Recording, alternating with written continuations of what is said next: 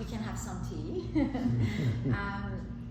My practice, I started as a tile maker, and I started learning how to make some traditional tiles and Islamic motifs and patterns when I was a student at Al Zahra University in Iran.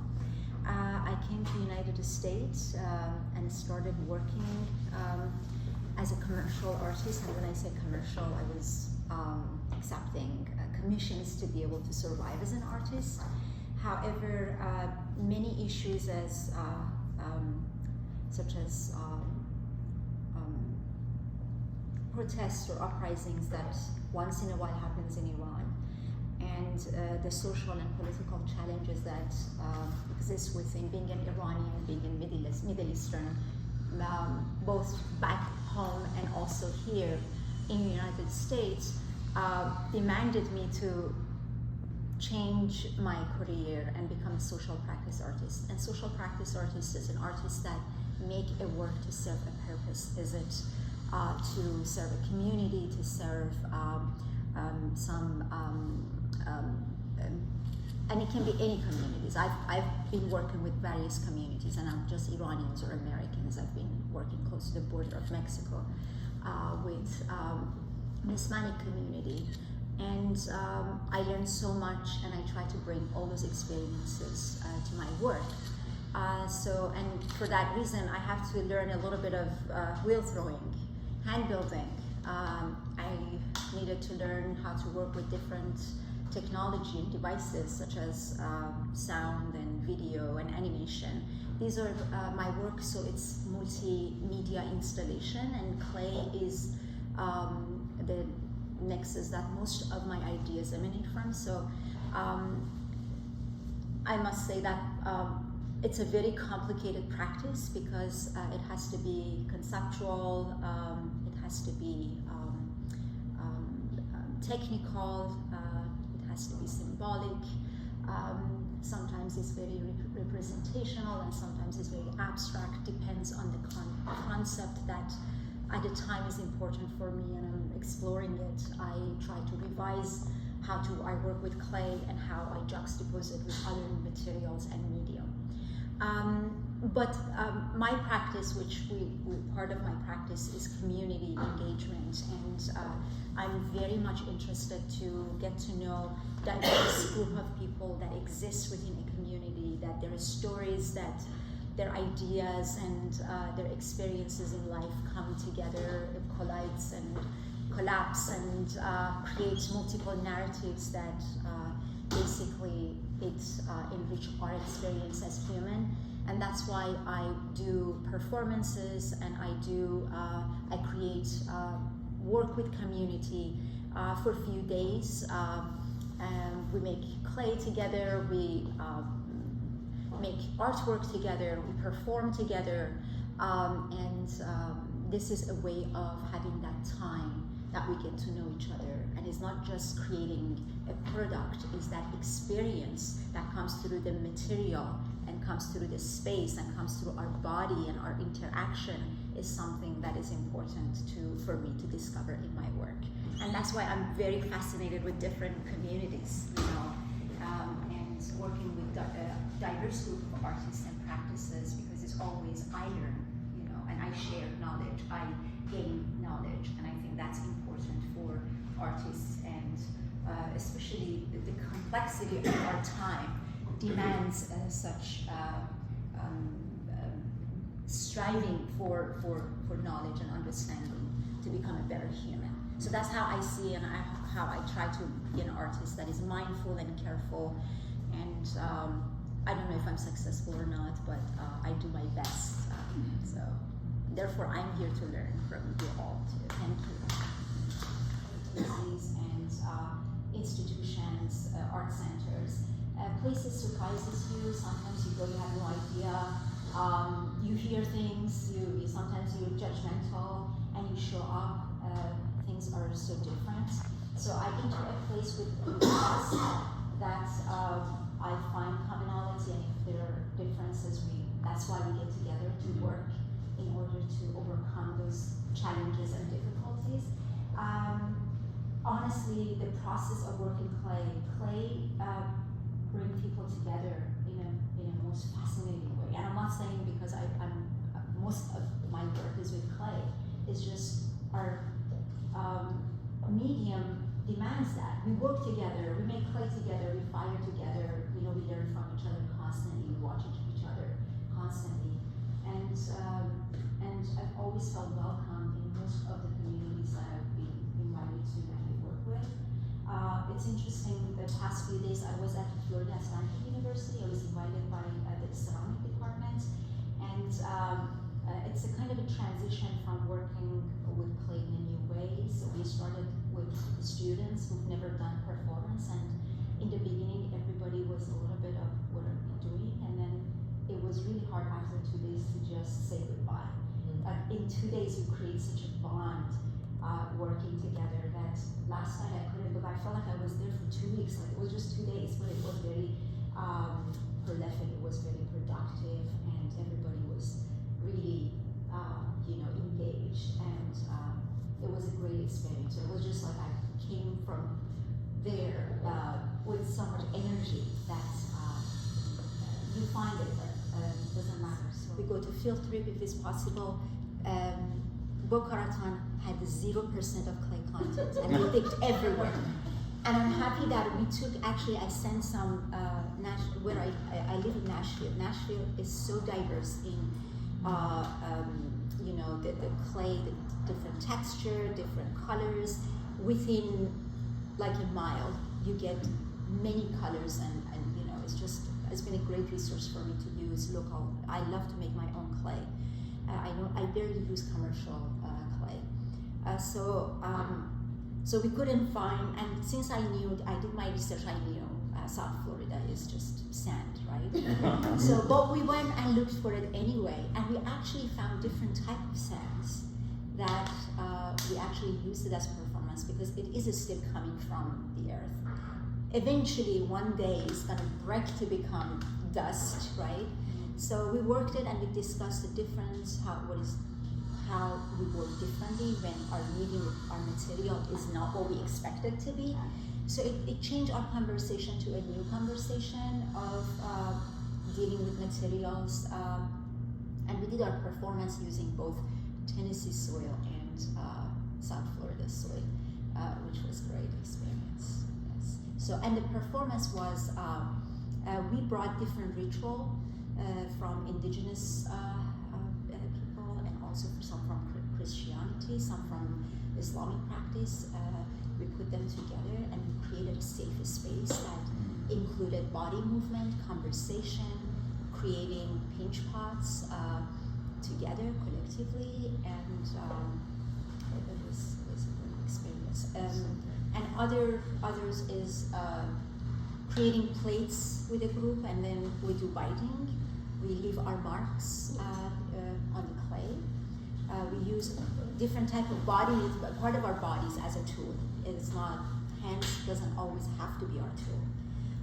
So exploring other possibilities of creation and working with clay. As I said, is the experience that how we make the work. Mostly clay that's why my process is long, and I can't produce more than 2 to 3 installations a year because of the complexity of the process. And I must say that sometimes I go and take 10 pounds of clay and ship it, and then maybe I just get this much clay out of it. It's just soil. Different part of the soil have different amount of clay. So I take my chances. And how do you choose the material to place? Is it connected to your content, or you just try different type of clay? Oh, that's great. Well, one of my aim is to create an archive for Vanderbilt, the type of clay from United States. So that's my aim. That it may take maybe decades to be able to do that. Yeah. And also the goal is those areas that they have good clay, I use it for my work. Those that they're not too flexible and I can't also have a lot of clay resources available, then I just use it for my archive.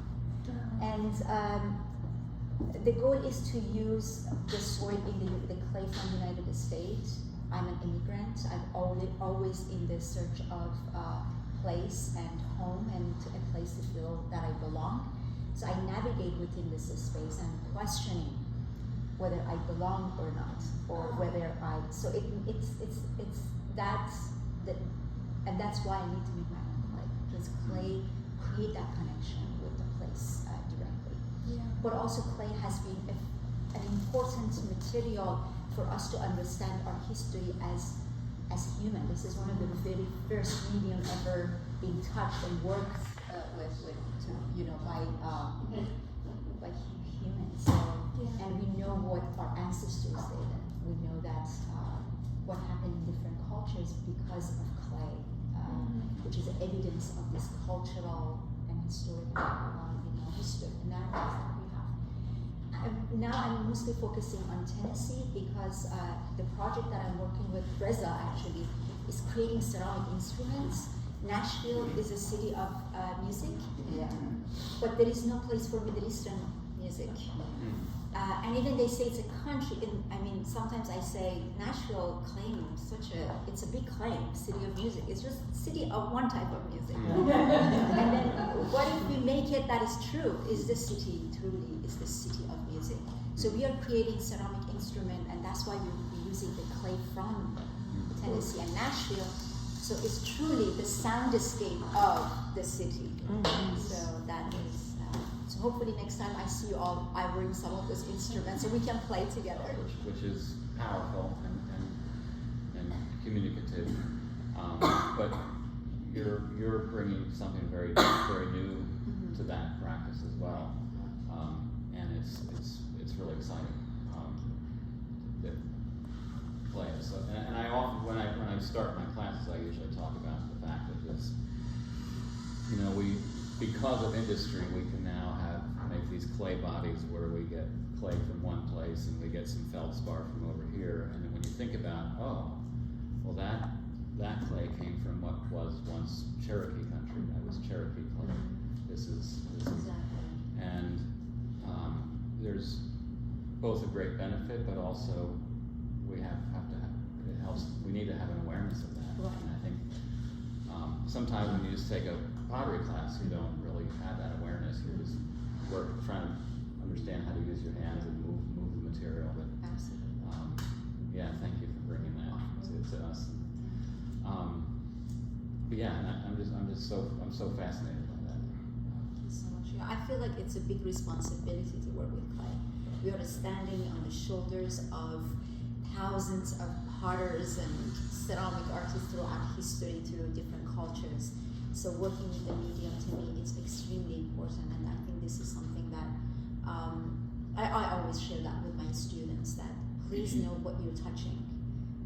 This is not only our history as human, but also the work and effort of so many people for centuries to get to where we are. So I feel, and not to put responsibility on anybody's shoulder, please enjoy it when you work, but it's just, I think it's important. And try to have them and have an awakening like you have when you do it. Like, for this project, I don't know if I'm going to answer your question, but for this project, when we make the instrument, actually we are making it through some of the workshop with a refugee and immigrant community of Tennessee. Tennessee has been one of the largest, one of the main states in the United States, accepted a lot of refugees the past few years, and we are working with them, so they involved. And then we are inviting musicians from different genres. Actually, so many people from the country, like the country musicians who are our friends, they're coming to play with this instrument. On the diaspora. And when I was in South Texas, I could see, wow, so many of us, so much experience that we can learn from each other.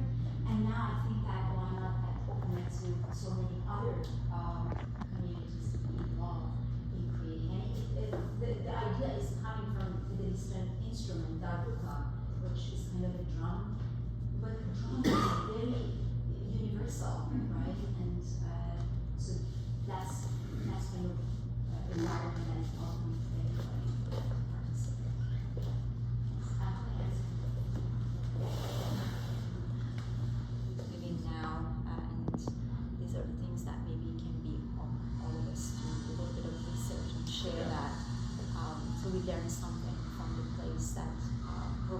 space for us to meet.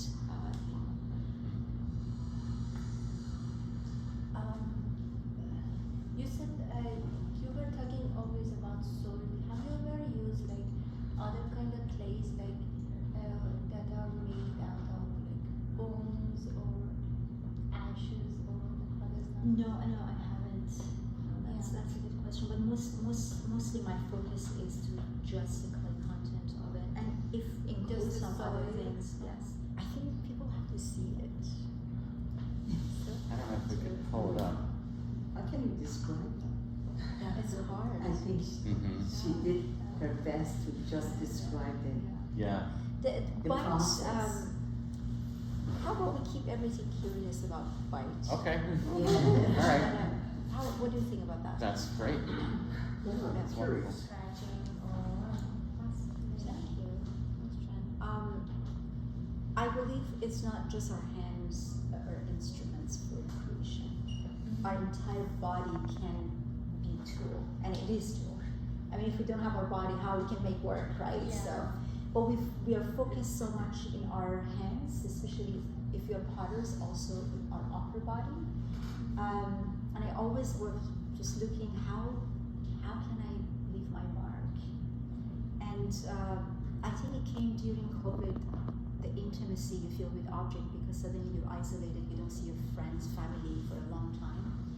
And then you look around and you see your objects are the best who stayed with you. There is no barrier between you and them. yeah. And my attention went so much to objects that I made, other people made, or they were around me. When COVID happened, I was isolated for 2 months in South Texas in my university because they wouldn't let anybody come. So I was the only person had access. It was kind of an emergency research, something that I could get. And I had 2 months the studio for myself, and my students were gone. I would see their work left, and I thought, they're gone, but what they made is there, you know. Yeah. And we all gotta be gone, but what we make remains. Yeah. So objects are so important in our life.